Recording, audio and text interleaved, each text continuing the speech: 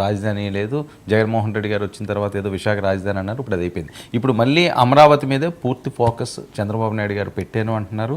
త్వరితగతిని దాన్ని పూర్తి చేస్తాము. నెక్స్ట్ ఎన్నికలకు వెళ్ళే లోపలే అమరావతిలో అన్ని నిర్మాణాలు జరగాలి యుద్ధ ప్రాతిపదికన అని చెప్పి వేల కోట్ల రూపాయలు కూడా రిలీజ్ చేయడం జరుగుతుంది.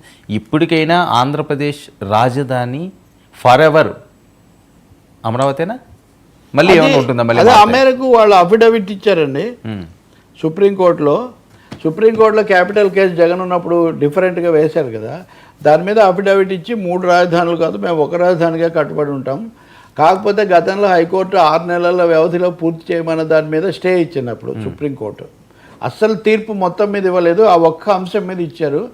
దాన్ని ఎత్తేయండి, ఆ గడువు అనేది లేకుండా అమరావతి ఒక్కటే రాజధాని ఉండేట్టుగా మేము నిర్ణయం తీసుకున్నామని చంద్రబాబు ప్రభుత్వం అఫీషియల్గా నోట్ ఇచ్చింది. దాంతో ఆ సమస్య పరిష్కారమైనట్టే. సుప్రీంకోర్టు ఎప్పుడు దాన్ని తీసుకుంటుందన్నది మనం అఫీషియల్గా నోట్ ఇచ్చారు. కరెక్టే. గతంలో కూడా చంద్రబాబు నాయుడు గారు ఇదే రాజధాని అన్నారు. అప్పుడు ప్రతిపక్షంలో ఉన్న వీళ్ళు ఒప్పుకున్నారు, ఏదో భూముల కోసం అన్నారు, ప్రభుత్వం తీసుకోకండి ప్రైవేట్ తీసుకోండి. కానీ తర్వాత చేంజ్ అయింది కదా. ఒకవేళ మళ్ళీ ఏమైనా చేంజ్ అందుకనే ఇప్పుడు సుప్రీంకోర్టులో అఫిడవిట్ ఇచ్చి సుప్రీంకోర్టు తీర్పులో దీన్ని ఫిక్స్ చేసింది అనుకోండి, ఇంకా మళ్ళీ అలా మార్చే అవకాశం ఉండదు. అమరావతి ఒకటే రాజధానికి రాజ్యాంగ సవరణలు ఇలాంటివి ఉంటాయండి రాష్ట్రానికి సంబంధించి? అసలు ఏం లేదు, శాసనసభ మాత్రమే. ఇంకోటి కూడా మీరు మనం జగన్ కూడా నేను రాజధాని మార్చలేదు, అవును 3 రాజధానులు తప్ప నా హెడ్ క్వార్టర్ ఇదే కదా, శాసన రాజధాని ఇదే కదా అనే మాట్లాడుతూ వచ్చారు. అయితే ఇప్పుడు అమరావతి మీద వేగవంతం చేయాలనుకున్నారు. 11,000 కోట్లు పనులు, ఆ తర్వాత అందులో 8,000 కోట్లు వెంటనే అన్నారు. ఈరోజు మంత్రివర్గం ముందు 22,000 కోట్ల 22,000 కోట్ల విలువైన పనులు ఉన్నాయి, వాళ్ళు ఆమోదం తెలుపుతారు. కానీ అంశం ఏంటంటే ఇందులో ఎక్కువ భాగం ప్రపంచ బ్యాంకు అప్పు మీద ఆధారపడి ఉంది. ఈరోజు వార్త చూడండి ఇదే ప్రజాశక్తిలో. ఇప్పుడు అమరావతికి ప్రపంచ బ్యాంకు అప్పు ఇవ్వడము, కేంద్రం సాయం చేయకపోగా దిస్ ఈజ్ ఓకే. కానీ ప్రపంచ బ్యాంకు గతంలో లాగా కాకుండా అప్పు ఇచ్చి షరతులు ఇవి మీరు అమలు చేయండి అని అప్పు ఇవ్వటం కాకుండా, అమలు చేసిన తర్వాత మేము అప్పులు ఇస్తాం, ఫలితాలను మాకు సంతృప్తి కలిగిస్తే ఫలితాల ఆధారంగా రుణం. మరి అప్పుడు దాకా ఎవరు ఇన్వెస్ట్ చేస్తారు? ఫలితాల ఆధారంగా రుణం అంటే మీరు ఫలితాలు రుజువు చేస్తేనే మేము ఇస్తాము, లేకపోతే నెక్స్ట్ కిస్తీ ఇయ్యమని. అంటే చాలా టఫ్ కండిషన్స్తో, చాలా కఠినమైన షరతులతో ప్రపంచ బ్యాంకు ఈ అప్పు ఇస్తుంది అనేది ఒకటి మనం గుర్తించాలి. అయినా కానీ నిజానికి దీనికి ఇంకో డైమెన్షన్ కూడా ఉంది. ఇప్పుడు నిన్న బిజినెస్ కంట్రోల్ ఇది స్టాండర్డ్ ఇంకేదో పత్రికలో ఒకటి రాశారు, అనేక కారణాల వల్ల హైదరాబాద్లో తాత్కాలికంగా కొంత రియల్ ఎస్టేట్ దెబ్బతిన్న పరిస్థితుల్లో గుంటూరు, విజయవాడ, అమరావతి అన్నది రెసిడెన్షియల్ సేల్స్కు హబ్గా తయారైంది అనేది నేషనల్ మీడియా కూడా రాస్తుంది. ఈ 3 చోట్ల కలిపి సూచికలు ఎలా ఉన్నాయి, బాగా ప్రోత్సాహకరంగా ఉన్నాయని వాళ్ళు చెప్తున్నటువంటి మాట. అమరావతిలో కొంచెం ఊపని నిన్న కూడా వాళ్ళు మేము సీడ్ యాక్సిస్ రోడ్డు పొడవునా దీపాలు వేసాము, అంతా మళ్ళీ కొత్త జీవితం, కొత్త కాంతి వచ్చిందని అమరావతికి బూస్ట్ ఇచ్చే ప్రయత్నం చాలా పెద్ద ఎత్తున జరుగుతున్నమాట నిజమే. సరిగ్గా ఇలాంటి సమయంలో తెలంగాణ మంత్రి పొంగులేటి శ్రీనివాసరెడ్డి అమరావతి వరదలు వచ్చి మునిగిపోయింది కాబట్టి ఇప్పుడు అక్కడికి పోతాం, అక్కడ పెట్టుబడి పెడదాం అనుకున్న వాళ్ళందరూ కూడా హైదరాబాదుకు మరలిపోతున్నారు అన్నారు. దీని మీద తెలుగుదేశాన్ని బలపరిచే వాళ్ళు, లేకపోతే వాళ్ళని బలపరిచే మీడియా ఛానల్స్ తీవ్రంగా ఆగ్రహంతో చంద్రబాబు మీదకి ఇదేదో రేవంత్ ఘర్షణలాగా చంద్రబాబుతో రేవంత్ పెట్టుకోవడం ఏమాత్రం సరికాదు అన్న పద్ధతిలో వాళ్ళు ఆగ్రహులు అవుతున్నారు. ఒకటండి, ఏ రాష్ట్రం ఆ రాష్ట్రం కోసం మాట్లాడుకోవడం వేరే విషయం, మా దగ్గర ఉందని. వాళ్ళ దగ్గర లేదు అన్నట్టుగా అమరావతి వర్సెస్ హైదరాబాద్ అనే చర్చ అవాంఛనీయం.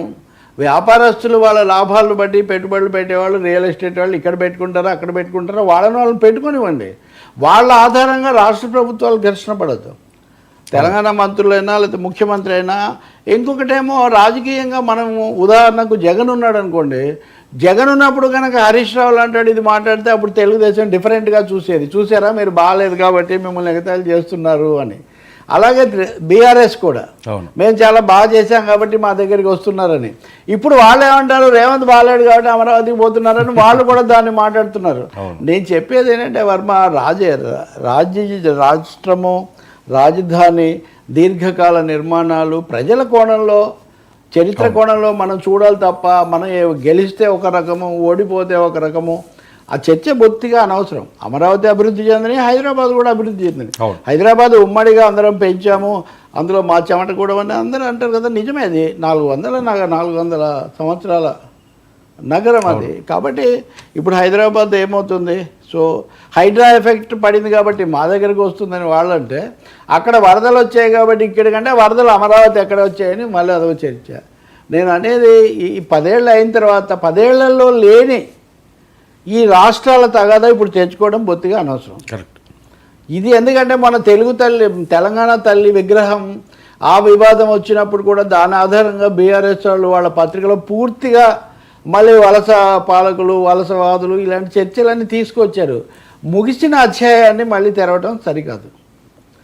అదే అయిపోయింది. రాష్ట్ర విభజన ముగిసిన అధ్యాయాన్ని మళ్ళీ తెరుచుకురావటము, రాజకీయ అవసరాల కోసం ఒక్కోసారి పైకి లేపడం, ఒక్కొక్కసారి కిందకి పంపడం, అది ఏమి కరెక్ట్ కాదు.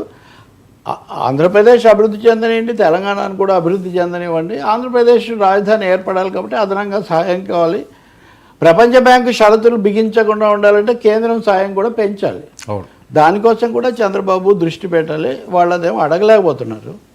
దాని మీద దృష్టి పెట్టాల్సిన అవసరం మట్టుకుంది. సుప్రీంకోర్టు తొందరగా తేల్చి ఒక డైరెక్షన్ ఇస్తే వేగం పుంజుకుంటుంది. ఈ అఫిడవిటే ఖాయం, ఇంకా అమరావతి మారదు, భరోసా కావాలి జనానికి.